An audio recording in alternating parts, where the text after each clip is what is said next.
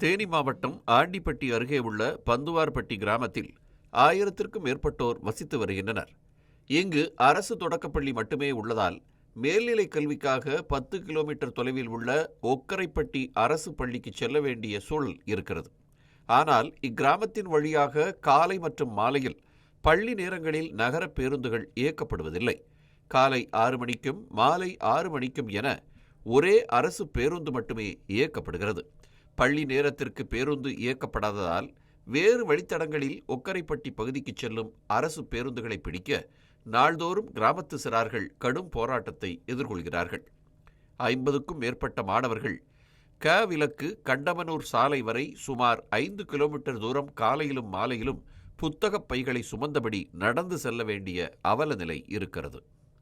அரசு மேல்நிலைப்பள்ளி ஒக்கரைப்பட்டியில் படிக்கிறேன். நான் 11th படிக்கிறேன். நாங்கள் பந்துவார்பட்டியிலேருந்து நாங்கள் எம்எஸ்சில் வந்தோன்னா அவங்க தேக்கம்பட்டியில் வாங்கன்னு திட்டுறாங்க. அந்த பஸ்ஸில் வந்தோன்னா வீட்டுக்கு 5:30க்கு வந்து வீட்டுக்கு அங்கேருந்து 2 கிலோமீட்டர் நடந்து வர்றதுனால 6 மணிக்கு வீட்டுக்கு வர்றோம். வீட்டுக்கு வர்றதுனால எங்களால் படிக்க முடியலை. அதனால் எங்கள் ஊருக்கு பஸ் விடுங்க. ஆண்டிப்பட்டிக்கு மட்டும்தான் பஸ் போகும். இப்படி கூட எப்பயுமே எங்களுக்கு பஸ் விட்டதே இல்லை. வெகு தூரம் நடந்து சென்று வேறு வழித்தட பேருந்துகளில் ஏற முயலும்போது சில பேருந்து ஓட்டுநர்களும் நடத்துனர்களும் பேருந்தில் ஏற்ற மறுப்பதாகவும் மாணவர்கள் வேதனை தெரிவிக்கின்றனர். மேலும் மழைக்காலங்களில் பேருந்தை பிடிக்க நடந்து செல்லும் போது புத்தகங்கள் நனைந்து விடும் என்றும் கவலை தெரிவிக்கின்றனர். இங்கேருந்து எங்கள் ஊர் விளக்குக்கு போக 2.5 கிலோமீட்டர் 50 பிள்ளைங்க படிக்கிறோம். காலையில் நடந்து போகிறோம், சாயங்காலம் நடந்து வரணும். மழை காலத்துலலாம் பெஞ்சால் நனைஞ்சிக்கிட்டே அதை வரும், புக்கெல்லாம் நனைஞ்சு போயிடும். எம்ஸ் பஸ்ஸில் ஏறினா அவங்க தேக்கம்பட்டி பஸ்ஸில் ஏறுங்க சொல்லி திட்டுறாங்க. தேக்கம்பட்டி பஸ்ஸில் ஏறினா வீட்டுக்கு லேட்டாக தான் வர்றோம். எங்களால் படிக்க முடியல.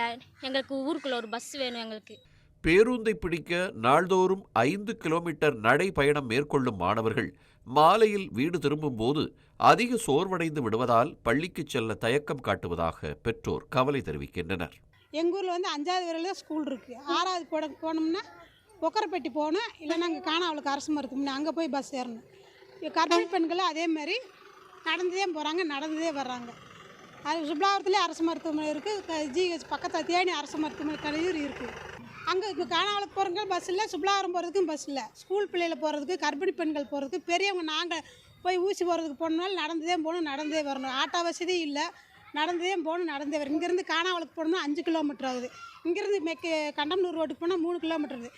2 சைடுமே நாங்கள் நடந்தே போகிறோம், நடந்தே வர்றோம். கண்டிப்பாக எங்களுக்கு பஸ் வசதி வேணும். ஸ்கூல் பிள்ளைங்க காலையில் எழுந்திரிச்சு அவங்க வீட்டில் இருக்கிற ஆளுகளாக கெஞ்சுற மாதிரி இருக்குது. அவங்க உதவி பண்ணலைன்னா பேக்கை சுமந்து நடந்து தான் போகிறாங்க. சாப்பிடாம ஓடுதுங்க. எங்கள் ஊருக்குள்ளே பஸ் வந்துச்சுன்னா அவங்க நல்லா சாப்பிட்டு மதியம் போய் ஸ்கூலில் படிக்கிறதுக்கு வசதியாக இருக்கும். அவ்வளோ தூரம் நடக்கும்போது பிள்ளைய களைச்சி போயிடுறாங்க. அங்கேருந்து நடந்து வந்து வீட்லேயும் படிக்கவும் முடியல.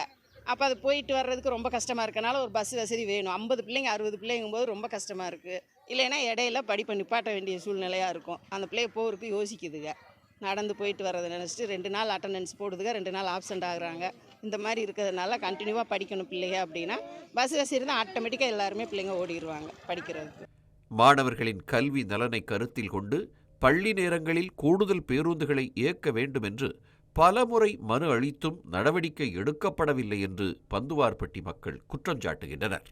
காணாவளக்குலேருந்து ஒக்கரைப்பட்டி வழியாக பந்துவார்பட்டிலேருந்து போகிறதுக்கு எங்களுக்கு பஸ் வசதி வேணும்.